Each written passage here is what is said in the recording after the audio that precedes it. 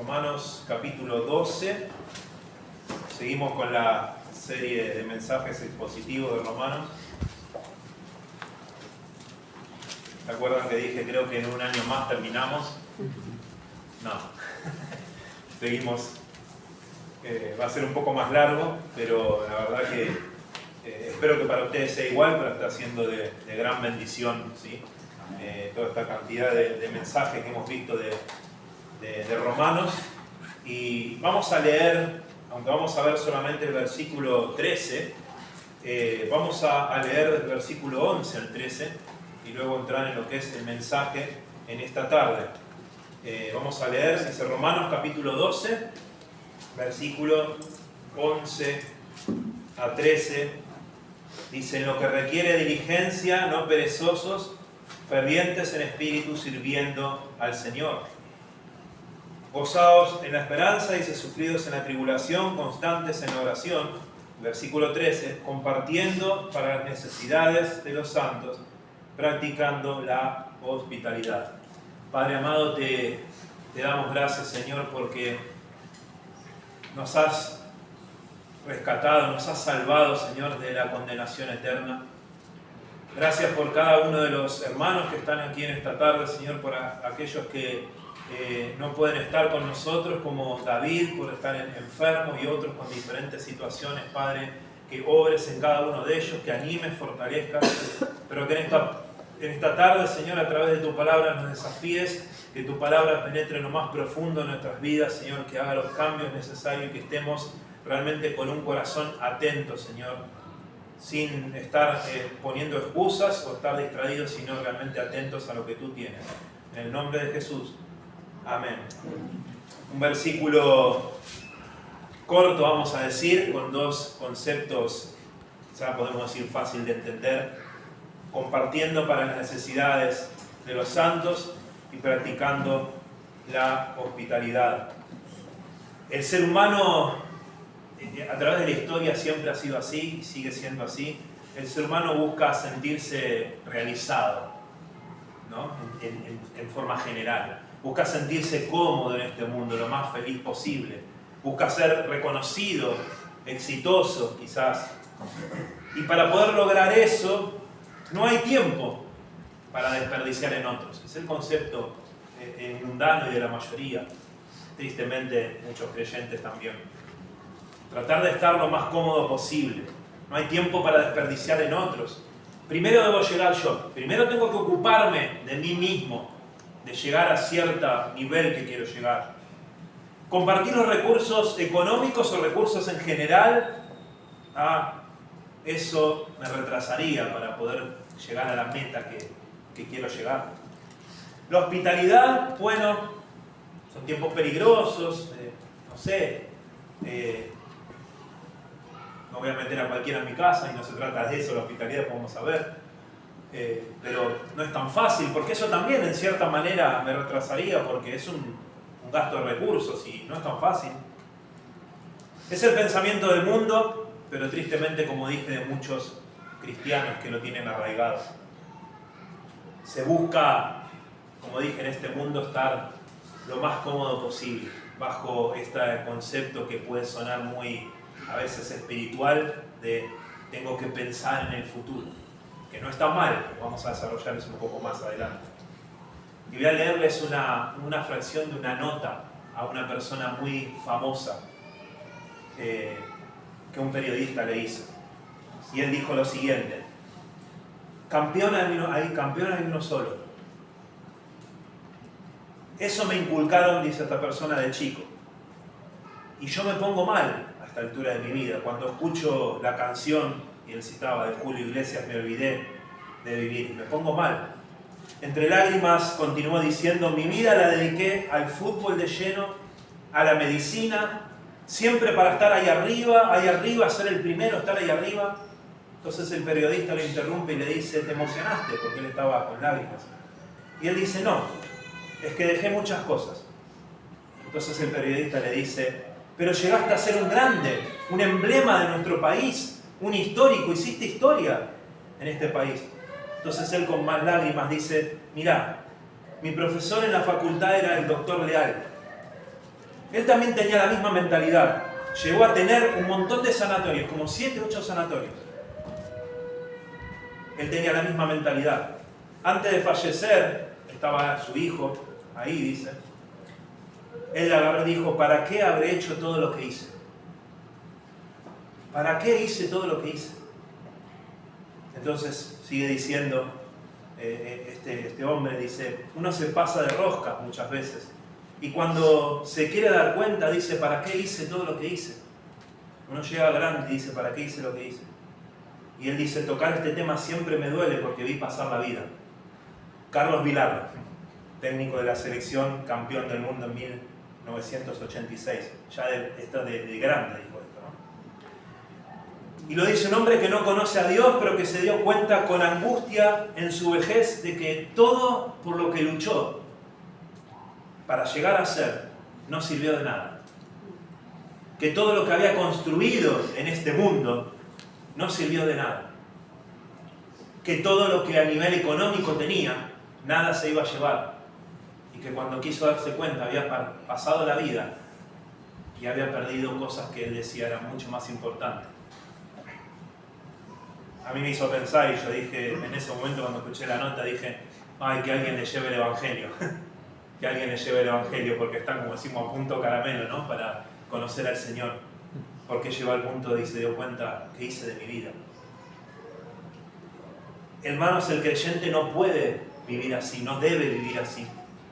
En esta tarde de hoy, ahora, vamos a ver dos temas fundamentales que evidencian a un verdadero creyente que lo separa de esa mentalidad mundana.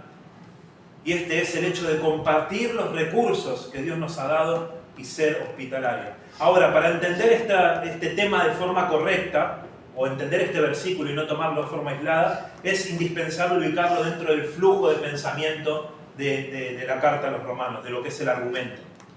Pablo pasa, o sea, encontramos, como ya hemos dicho muchas veces, del capítulo 1 al 11, está la parte doctrinal de la carta, ¿sí? O sea, lo que Dios hizo por nosotros, y luego del capítulo 12 en adelante pasa a la parte práctica, o sea, cómo vivimos a la luz de lo que Dios hizo, de lo que ya ha mencionado en los primeros capítulos. Y en Romanos capítulo 12, versículo 1 y 2, Pablo establece como un fundamento y presenta que a través de las misericordias de Dios, ¿sí? Al conocer las misericordias de Dios y realmente entender y vivir las misericordias de Dios, es lógico que el creyente, aquel que ha entendido conmigo las misericordias de Dios y se ha arrepentido de sus pecados y ve todo lo que Dios ha hecho en su vida, al ver todo eso, es lógico que viva y entregue su vida, pero si es el versículo 1, presentar el cuerpo como sacrificio vivo, es lógico que presente su vida en servicio a Dios. Establece también el fundamento de que no debe conformarse al mundo, o sea, no debe dejarse moldear por el mundo, sino transformarse por medio de la renovación de la mente. Todo lo que sigue, incluido el versículo 13, no es moralismo. No lo presenta Pablo como moralismo, como un moralismo, sino como un resultado de una mente renovada. La mente renovada, como ya vimos, es que el creyente ya no piensa como pensaba antes, o como piensa el mundo, sino que su pensamiento es de continuo agradar a Dios, de obedecer a Dios y avanzar en lo que es la santidad progresiva. Ya el cristiano piensa diferente, sus valores son diferentes. Ya no importa lo que yo pienso, no importa cómo me criaron o lo que el mundo dice, solo importa lo que Dios dice en su palabra y nada más. Además, después, en el versículo 9 en adelante, Pablo describe cómo luce el amor genuino, que es un amor que no es sentimental, sino que es un amor activo, sacrificial, es un amor concreto. Entonces ahí llegamos a Romanos capítulo 12, versículo 13, donde encontramos que esto es una manifestación práctica una manifestación práctica del amor cristiano real, que ya habló ahí en el versículo 9. Es una manifestación práctica de ese amor. ¿Cómo se manifiesta esta de manera práctica? Bueno, el punto número 1 se manifiesta compartiendo para las necesidades de los santos. Y es interesante, hermanos, que cuando dice compartiendo, es esta palabra griega koinomía, que viene de la raíz de comunión, ¿sí? De comunión. Y esto no significa dar algo de vez en cuando. Esta palabra no implica dar algo de vez en cuando, sino habla de una participación profunda, o sea, participar profundamente en la vida del otro. Cuando iba estudiando en el griego original y ver todo lo que abarcaba esto, lo podemos poner de esa manera, es practicar o participar, profundamente en la vida del otro. No es algo aislado. Participar profundamente en la vida del otro implica una identificación real con la necesidad ajena. Me identifico con la necesidad del otro, hermano. La palabra describe una comunión, una participación profunda y continua en la vida de tu hermano. Y si bien esa forma de actuar, de vivir, es una manifestación del amor genuino, a la vez brota de un concepto bíblico que debemos entender y abrazar. Hay un concepto bíblico importante en lo que se llama, hay muchos conceptos, pero este es uno de ellos, en lo que es finanzas personales y de la iglesia. Y este concepto bíblico es el siguiente: lo que tengo no es mío. Lo que tenés, en general, no es tuyo. Pero pastor, yo soy el que trabaja. Lo que tenés no es tuyo, no te pertenece. Lo que sos es que sos un administrador, no dueño absoluto. Sos un administrador de recursos que Dios te da. Todo lo que tenés no te pertenece. ¿Cómo nos damos cuenta de eso? Nos damos cuenta cuando vamos a un velorio y vemos que la persona se va de la misma manera que vino. Ahí te das cuenta que nada, no te pertenece nada. Y este concepto nace de lo siguiente: en Primera de Crónicas, capítulo 29, lo va a proyectar ahora seguramente Eliana. En Primera de Crónicas 29, versículo 11 a 14, en el contexto inmediato, más allá del pasaje, antes de esta oración, encontramos que David declara que la obra del templo es para Dios, no es para los hombres. Él mismo dio de las riquezas personales. Y el pueblo responde con generosidad voluntaria, y había gozo, un gozo colectivo por la disposición del corazón del pueblo. Ahora dice en Crónicas, capítulo 29, versículo 11, dice: tuya es, oh Jehová, la magnificencia y el poder, la gloria, la victoria y el honor. Porque todas las cosas que están en los cielos y en la tierra son tuyas. Tuyo, oh Jehová, es el reino y tú eres excelso sobre todos. Las riquezas y la gloria proceden de ti y tú dominas sobre todo, y en tu mano está la fuerza y el poder, y en tu mano el hacer grande y el dar poder a todos. Ahora pues, Dios nuestro, nosotros alabamos y loamos tu glorioso nombre. Porque ¿quién soy yo y quién es mi pueblo para que pudiésemos ofrecer voluntariamente cosas semejantes? Importante, dice, pues todo es tuyo. ¿Y qué dice? Y de tu mano, lo recibido de tu mano, te damos. ¿Cuántas cosas son de Dios? Todo. Ellos entendían que nada era suyo. El principio bíblico acá es que, como dije, nada es nuestro. Y cuando damos para la obra, cuando damos para cubrir necesidades de otro hermano, y ahora vamos a desarrollar un poco más todo eso, estamos compartiendo un poco de lo mucho que Dios te da. Cuando el creyente entiende este principio fundamental de que todo lo que tenés no te pertenece, y que cuando vos das y compartís, estás dando un poco de lo mucho que Dios te da, no cuesta tanto. Más allá de que es un acto de amor genuino. Y esto es algo que entendía también la iglesia primitiva, y no solo lo entendían, sino que lo practicaban. En Hechos capítulo 2, versículo 43 a 47, va a estar ahí también, dice, y sobrevino temor a toda persona, y muchas maravillas y señales eran hechas por los apóstoles. Todos los que habían creído estaban juntos y tenían en común todas las cosas, y vendían sus propiedades y sus bienes, y los repartían a todos según la necesidad de cada uno. Y perseveraban unánimes cada día en el templo, y partiendo el pan en las casas, comían juntos con alegría y sencillez de corazón, alabando a Dios y teniendo favor con todo el pueblo. Y el Señor añadía a la iglesia cada día los que habían de ser salvos.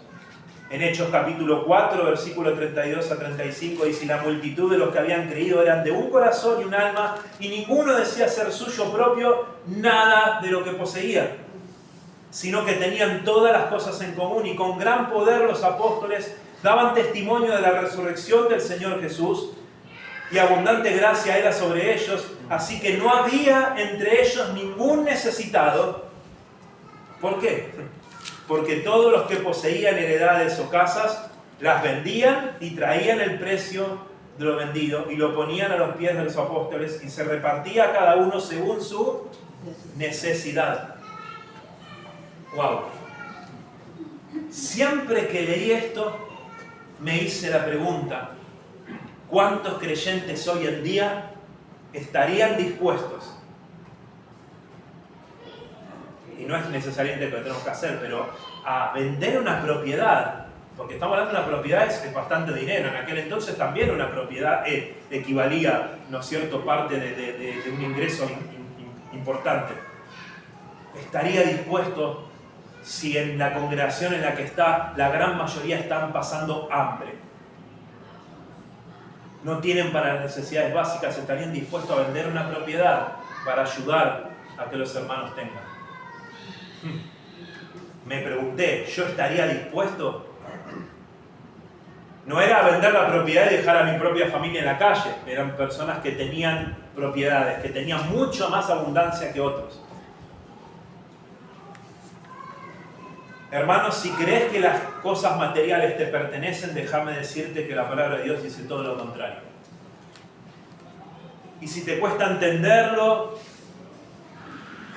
como dije, pasá por un cementerio a ver si encontrás a alguien que se haya llevado algo de este mundo. Pensalo un segundo.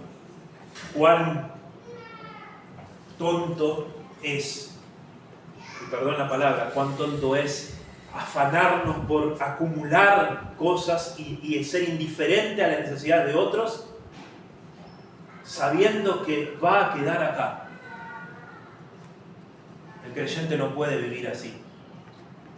Y hermanos, saben, me conocen de hace años muchos de ustedes, saben que mayormente acá en la iglesia, cuando hablamos de temas económicos y lo que fuera, no es un tema que hablamos habitualmente. O estoy mintiendo, no es algo que hablamos. Pero hermanos, es lo que toca el pasaje. Predicamos expositivamente, entonces no es algo que es lo que dice el pasaje. No podemos pasarlo por alto. Es parte de la vida cristiana, es parte de tu vida, que sos un administrador y Dios te demanda administrar las cosas que Él te da de forma correcta. El creyente debe entender que las necesidades que tienen otros creyentes en cierto sentido te pertenecen también a vos. Las necesidades que otros, y ahora vamos a ver porque habla de los santos y vamos a ver en cuanto a eso, las necesidades que otros hermanos acá de la iglesia puedan tener en cierto sentido te pertenecen a vos también. Y esto rompe, hermanos, completamente con este individualismo moderno, con esta autosuficiencia, con la idea de cada uno lo suyo, ¿no? Cada uno con lo suyo. Pero fíjense que dice que debemos compartir, como dije, de una manera activa, dice para las necesidades. No habla de lujos ni comodidades, habla de necesidades. La palabra griega ahí, ¿no es cierto?, describe necesidades reales, carencias concretas, ¿sí? En el contexto del siglo I, en aquel entonces, había persecución, pérdida de bienes, había un rechazo social, realmente estaban en una necesidad profunda ya de alimento, de vestido, era crítica la situación. La iglesia funcionaba como una red de contención espiritual y material, la iglesia realmente tenía una función importante.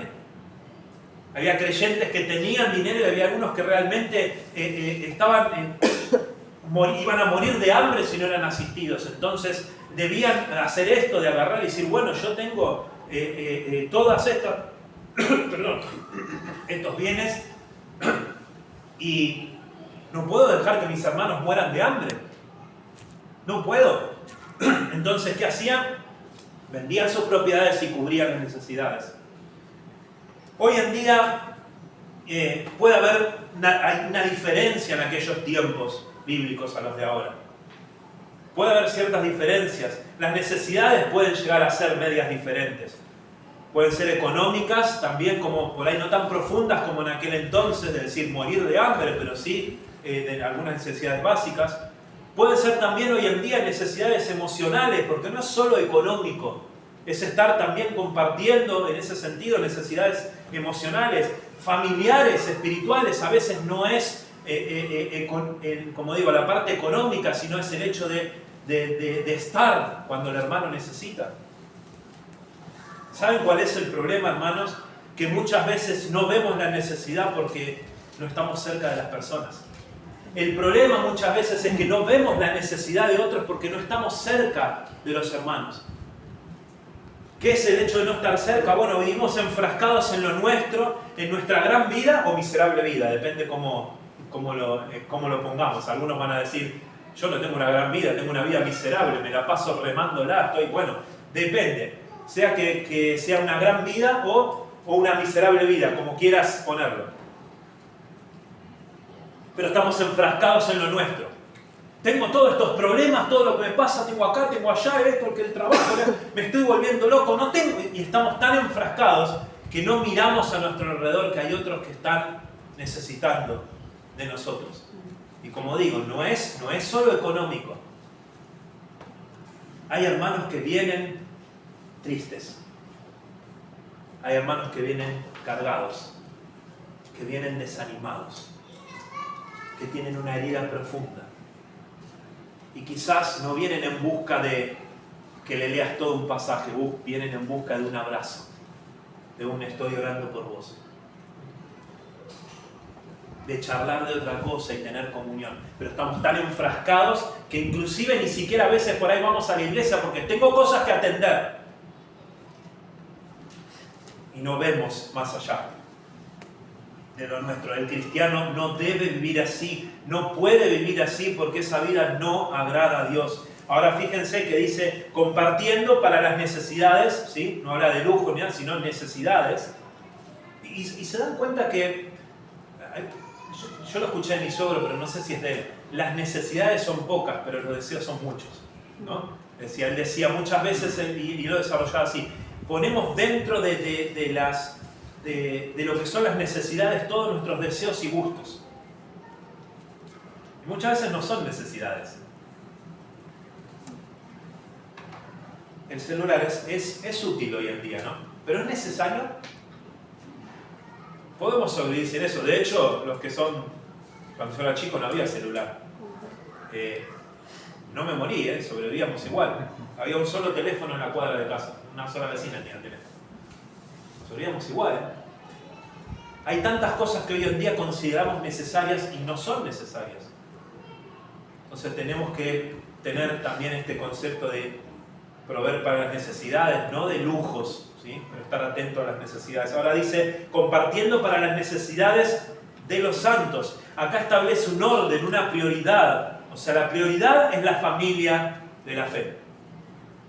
Compartiendo para... Esto no cierra la puerta a otros, hermano, entiendan.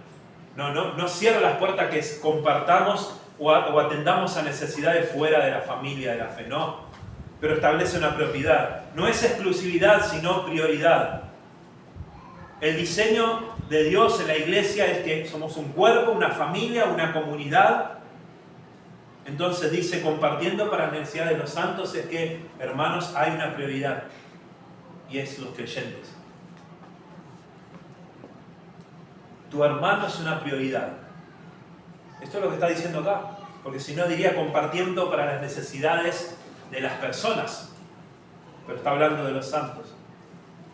Y esto conecta con la enseñanza de 1 Corintios 12, donde dice que si un miembro sufre, todos sufren. Somos un cuerpo. Cuando decimos que si uno sufre, todos sufren, es porque hay una unidad. Entonces, eso abarca también esta parte. Si hay un hermano que está pasando necesidad, no puedo mirar para otro lado, no puedo desatender eso, porque somos un cuerpo. Y soy responsable, somos responsables de suplir esa necesidad.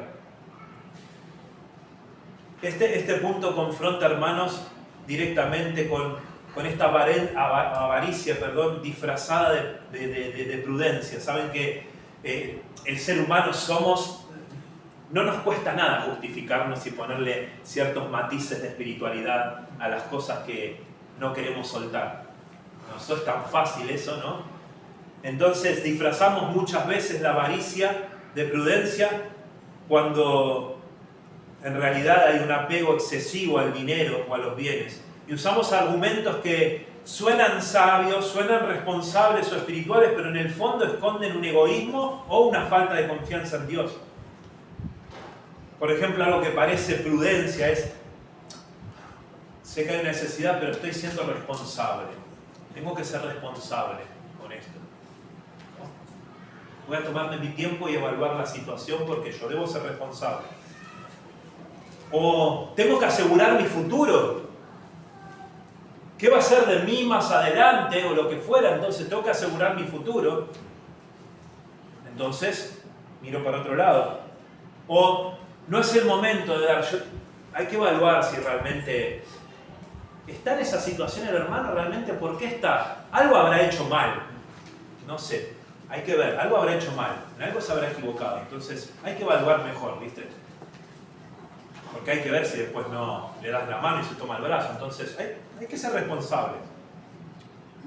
Es una prudencia, pareciera que es correcto, pero atrás hay un amor al dinero, hay una falta de confianza en Dios, de que estoy pensando en mi futuro, ¿no es cierto? Desatendiendo a hermanos que están necesitando, pensando en mi futuro como si Dios no pudiera proveer para mí en un futuro. Ya está, se le acabó la soberanía a Dios, ¿no es cierto? Yo necesito planear mi futuro porque Dios no va a poder. Soy autosuficiente, yo tengo que ocuparme porque Dios no va a poder. Entonces primero está mi futuro. En realidad hay una avaricia porque hay miedo a perder, hay amor al dinero, hay falta de generosidad y confianza en mis recursos más que en Dios. Ahora este punto también confronta con el egoísmo disfrazado, como dije, responsabilidad, o la indiferencia disfrazada de respeto. ¿Saben lo que es la indiferencia disfrazada de respeto? Es esta cuestión de no quiero meterme en la privacidad del hermano. Sé que está en una mala situación, pero si me acerco y le digo, hermano, no, quiero ayudarte, viste, no, es como que por ahí se siente incómodo, entonces no me quiero meter en la privacidad. Si me pide, le ayudo, pero no me quiero meter en la privacidad de la persona. Disfrazamos ese respeto que le tenemos al hermano, cuando en realidad es indiferencia. ¿Saben por qué? Porque no hay nada de malo en acercarte al hermano y decirle, che, me enteré que te quedaste sin trabajo. Sé que tenés que pagar el alquiler y ¿hay alguna necesidad? Che, me enteré que estás enfermo y te tienen que operar.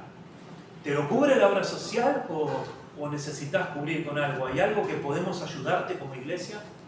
Eso no es faltarle el respeto, eso es estar atento a las necesidades y decirle, che, hey, somos familia, acá estamos. Pero no es tan fácil disfrazarlo de no quiero meterme en la intimidad, no queremos estar metiéndonos. Porque es más fácil, ¿saben qué? Si pregunto y me dice sí puedo, estoy obligado, ¿no? Entonces mejor no pregunto. ¿Les ha pasado, voy a confesar algo, pero les ha pasado, a mí me ha pasado en el trabajo, de decir, si necesitas algo, avísame, y uno lo dice sin pensar y te dice, sí, la verdad que sí, por entonces si me quiero morir, ¿para qué le dije, no? Y si necesitas algo, avísame. Sí, podrías, me acuerdo una vez eran 7 menos 10, a las 7 terminaba mi turno. Y había una reunión en la iglesia. Y yo esperé esa reunión con tantas ansias y le digo, llego con el patrullero, ¿no? Y le digo, Bueno, ¿está todo bien? Sí, sí, estoy bien, Pato, así no hay problema. Le digo, bueno, si necesitas algo avísame. La verdad sí. Me quiero morir.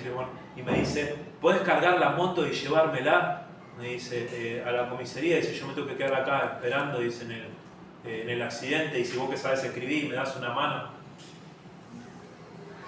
Bueno, por dentro decía, nunca más, le digo. Terminé yéndome a cualquier hora. Pero ¿saben qué pasó? Aprendí en eso y después era como, no voy a decirle si necesitas algo, porque si me llega a decir que sí, pero siempre esperamos que la persona diga, no, está bien, entonces como que lo decimos por compromiso, ¿no? Pero bueno, muchas veces pasa eso, que no nos acercamos y tratamos de disfrazar como que no nos queremos meter en la vida de los demás, pero en realidad lo disfrazamos porque están por ahí en el fondo tenemos esto que si voy y le digo, tengo que invertir, y no quiero invertir.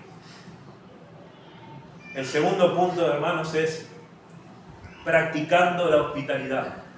Bueno, vimos lo primero, compartiendo para necesidades de los santos. Todo lo que tenés no es tuyo, sos un administrador y debes estar no pensando en acumular, sino en, si hay necesidades de otros, mayormente los de la iglesia, yo debo estar atento a proveer y ayudar cuando hay necesidades. Ahora, practicando la hospitalidad, esta palabra practicando, esta palabra griega, diocontes, expresa, es una palabra fuerte en el griego, un poco difícil de explicarlo de manera amplia, pero es una palabra, no es una palabra pasiva, sino es una palabra activa, y significa perseguir, ir detrás o buscar intensamente, buscar con intensidad. Entonces esta palabra practicando es una palabra griega, no es pasiva sino activa y tiene la idea de buscar con mucha intensidad algo. Es llamativo, ¿eh? O sea, el creyente no espera, lo que dice que el creyente no debe esperar a que le pidan ayuda o a que necesiten o que esa necesidad sea obvia. En tanto sea posible, se adelanta a lo que puede llegar a necesitar y actúa. ¿Sí? Entonces denota esta palabra, practicando, denota una actitud activa, ¿sí? Buscando con intensidad. Entonces busca todo el tiempo de una manera intensa de ser, ¿qué? Hospitalario, ¿sí?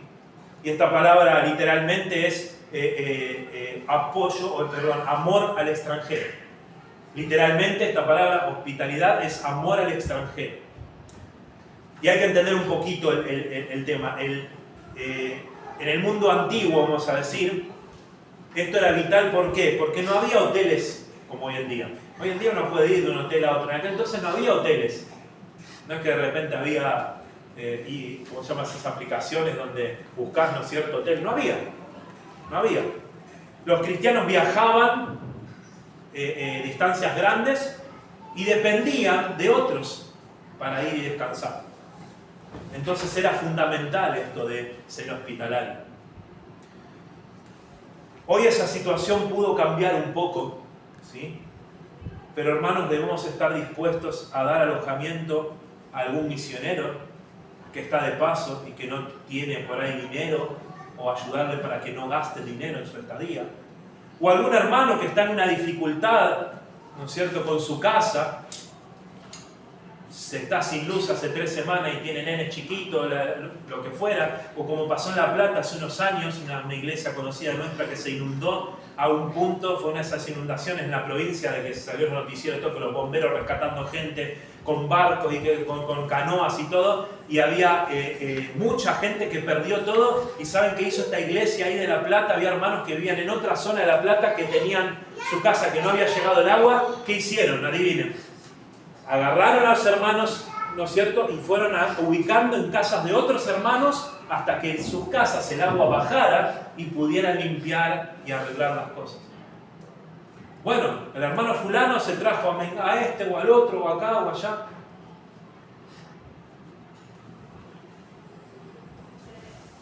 Así de dispuesto debe estar el creyente. Cuando tenía 14 años, 14 años, la situación en mi casa era era caótica.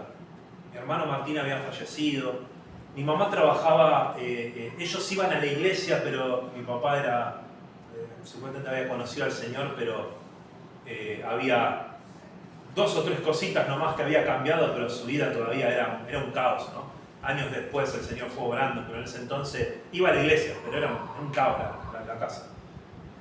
Mi mamá trabajaba cama adentro, se dice, ¿no? Cuando están de lunes a viernes, porque mi papá no trabajaba, ¿no? Era uno de sus tantos problemas. Y mi hermana Andrea ya había caído en las drogas y la casa era un caos. Pero un caos al punto de que llegaba la policía porque mi papá se peleaba con mi hermana. Pero pelearse, de mi hermana con un cuchillo queriéndolo acuchillar y mi papá pegándole con un palo y agarrándose encima. Mi hermana era grandota, entonces se agarraban como 2 a trompadas, metiéndose el Tano, le decimos nosotros, un vecino del lado, metiéndose para dar a la policía. Era habitual que mínimo 3 veces por semana viniera la policía a casa porque volaban las cosas. Mi hermano Fernando era chiquito y mi hermana a veces estaba tan sacada y mi papá se sacaba peor todavía, porque todavía luchaba un poco con el alcohol en ese entonces, y mi mamá no estaba, y mi hermana a veces estaba tan sacada que decía, como no le podía hacer daño a mi papá, decía, cuando se duerman los voy a apuñalar a todos. No dormíamos, les voy a decir que había miedo. Y yo estaba aterrado que le pasara algo a mi hermano. Entonces, un día ella agarró que quería matar a todo el mundo, y yo agarro a mi hermano y lo llevo, mi hermano estaba en un día de semana, a la casa de enfrente, un vecino amigo que vivía amigo mío, y se lo dejo, y me voy al lugar donde yo creía que era mi familia. Porque yo iba a los grupos caseros, que me llevaban mis padres, ¿no es cierto? Y yo escuchaba todo el tiempo la familia de Dios, que somos familia, y ellos hacían en las casas reuniones caseras y después comían juntos y jugaban con los otros chicos, ¿no? Y todo. Y siempre hablaban de una familia. Entonces yo fui corriendo esas cuadras llorando a pedir ayuda y a pedir asilo. Porque dije, no puedo estar más en casa, no podemos estar más así. Y me acuerdo que fui a una de las casas, en esa cuadra vivían 4 familias o 3 familias, todos creyentes,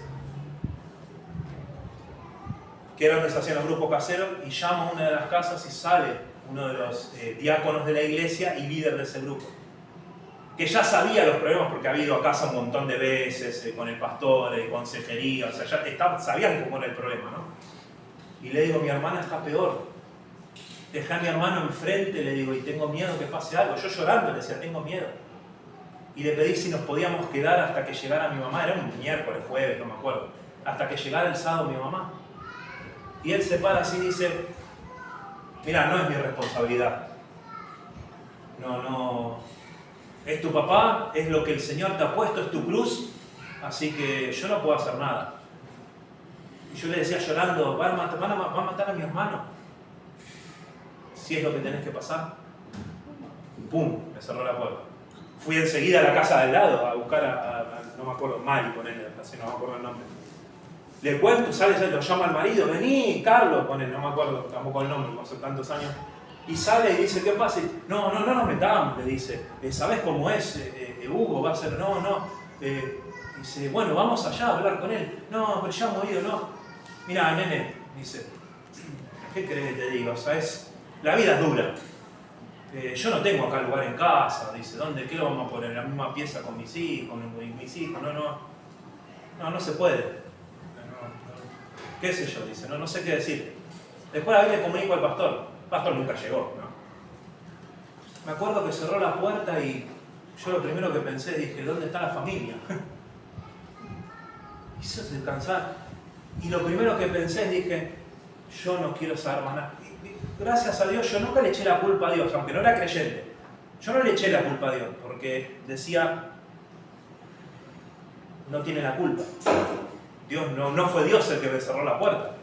Pero yo dije, no quiero saber nunca más nada con ninguna iglesia, ni con nadie que se llame cristiano.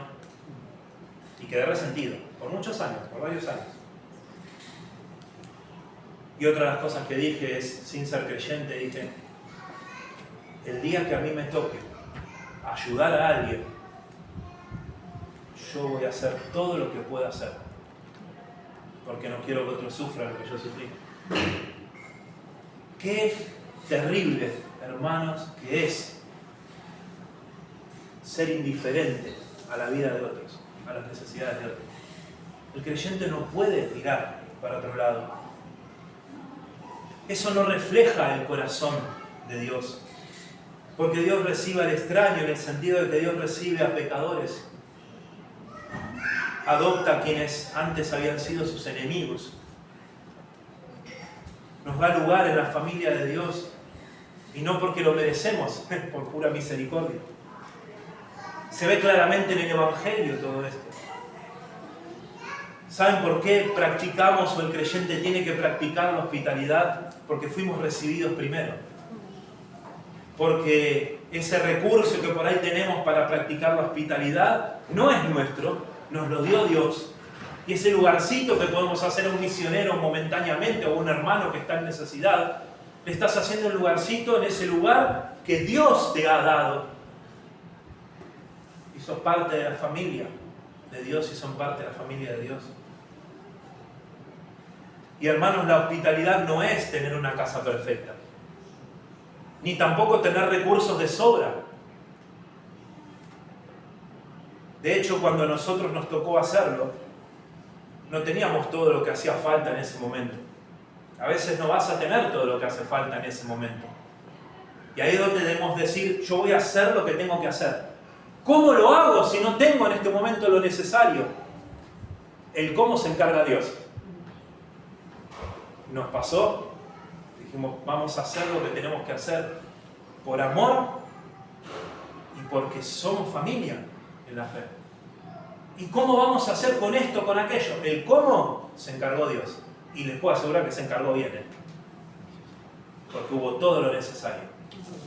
Y no saben la bendición, hermanos, no saben la bendición que es cuando uno practica la hospitalidad desde un amor a alguien que es de la familia de la fe. La bendición que es. No es una carga. Lejos de ser una carga, es una bendición tremenda. La hospitalidad es abrir lo que tengo. Es compartir mi vida, compartir tu vida. Incluir a otros en tu mundo. No solamente dar un lugar, incluir a otros en tu mundo. Es ser vulnerable y no solamente una apariencia.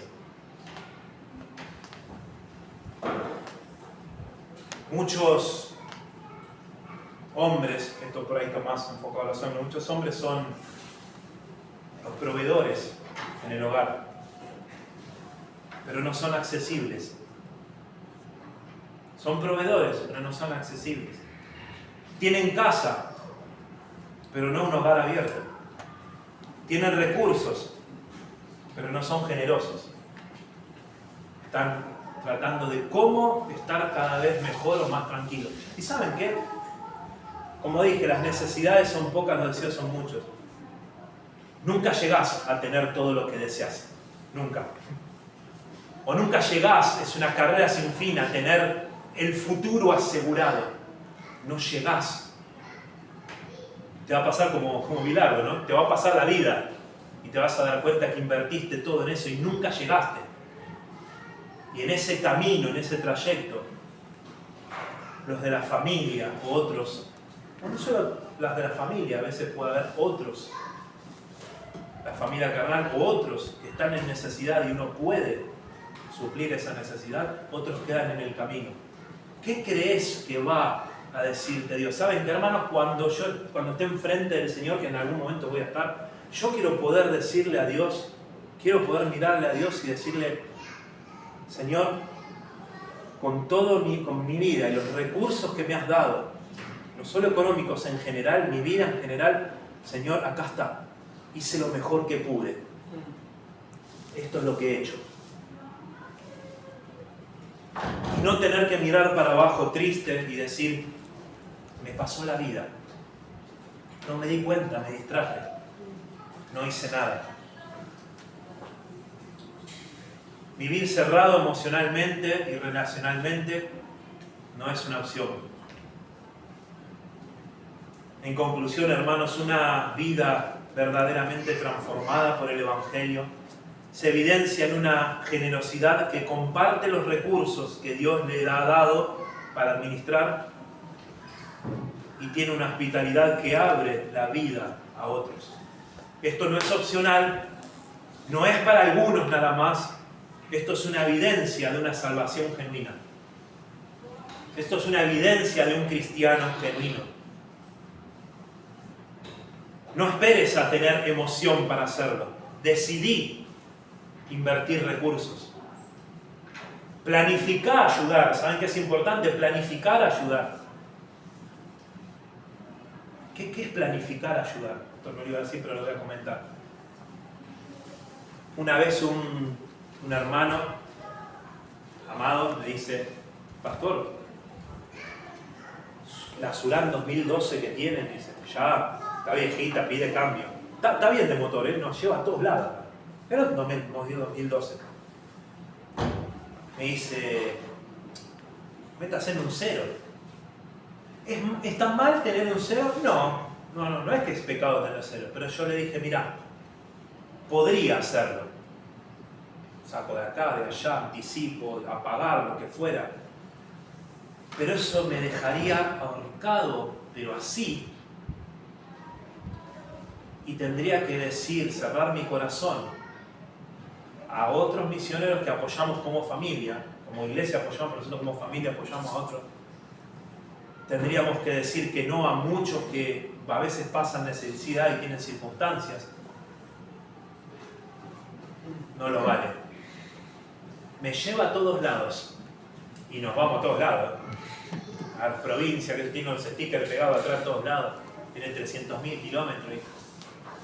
Si para tener un mejor auto yo tengo que cerrar mi corazón a José que está pasando hambre, me quedo a pata. Porque lo que yo invierta en él tiene valor eterno. Ese auto se queda acá, no me interesa. El cristiano piensa diferente. Y no es que tener un auto, hermanos, está mal, entiéndanme. Si Dios te da la posibilidad de tener un 0 kilómetro y a la misma vez poder seguir estando atentos a otros y ser generoso, amén, hermanos, no hay ningún problema en eso.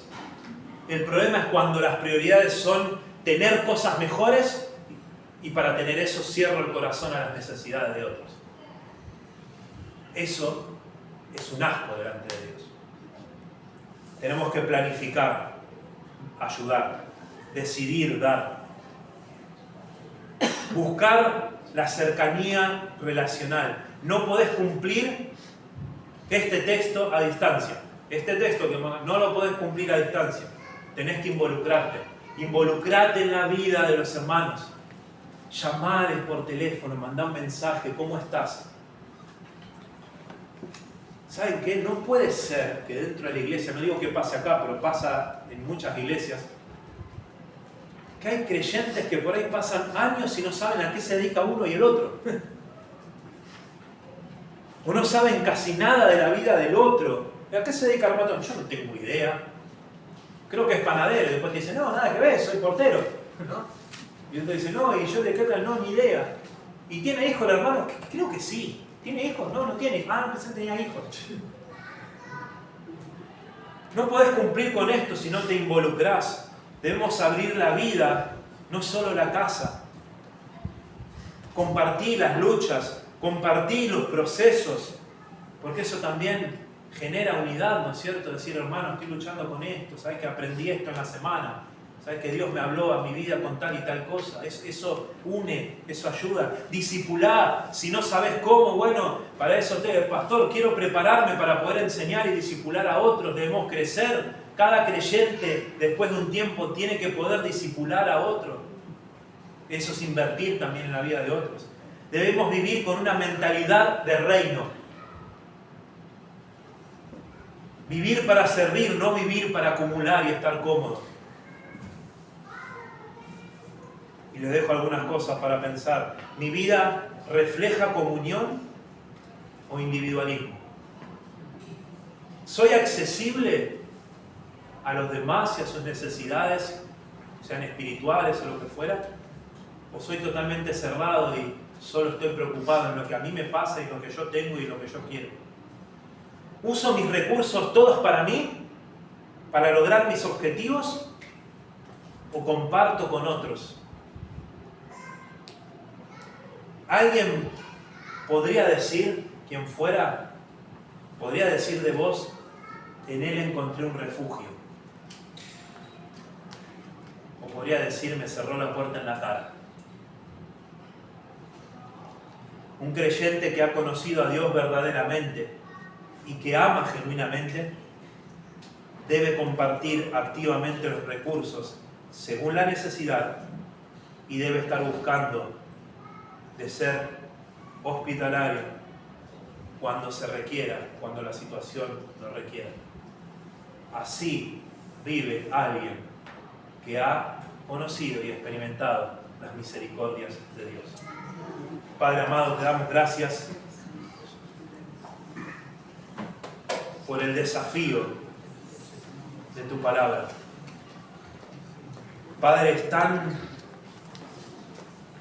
y estoy en esto también, Padre, es tan fácil correr tras la vida que queremos tener y ser indiferente a otros. Ver a otros misioneros que están luchando con necesidades básicas mientras nosotros estamos buscando crecer cada vez más y más y estar cada vez más cómodos. O ver a otros creyentes que luchan día tras día y mes tras mes mientras nosotros crecemos. Padre, es tan fácil caer en eso, Señor. Que nos ayudes a administrar los recursos que tú nos has dado de manera sabia, proveyendo para nuestra casa como debemos hacer, no haciendo pasar necesidad a nuestra esposa, a nuestros hijos, pero teniendo un corazón abierto y estar dispuesto a sacrificar gustos para poder suplir necesidades. Estar dispuestos, Padre, a ser hospitalarios con aquellos que necesitan momentáneamente o quizás no tan momentáneamente. Porque es lo que tú deseas, Padre, que nos ayudes a vivir como cristianos y no meramente como religiosos.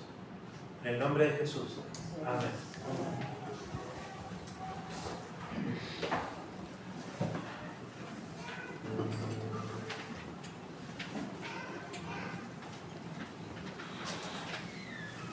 Les invito a ponerse de pie, hermanos, para terminar cantando el siguiente coro.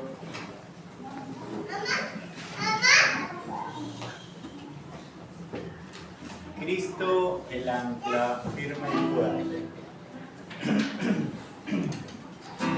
Luego de la canción, recuerden que tenemos compañerismo, así que no salgan corriendo, quédense para charlar unos con otros, para conocernos y también para degustar alguna cosita que el Señor ha provisto, hermanos, ¿sí? Ah, y tenemos 2 cumpleaños de marzo, ¿no? ¿Sí? Bien.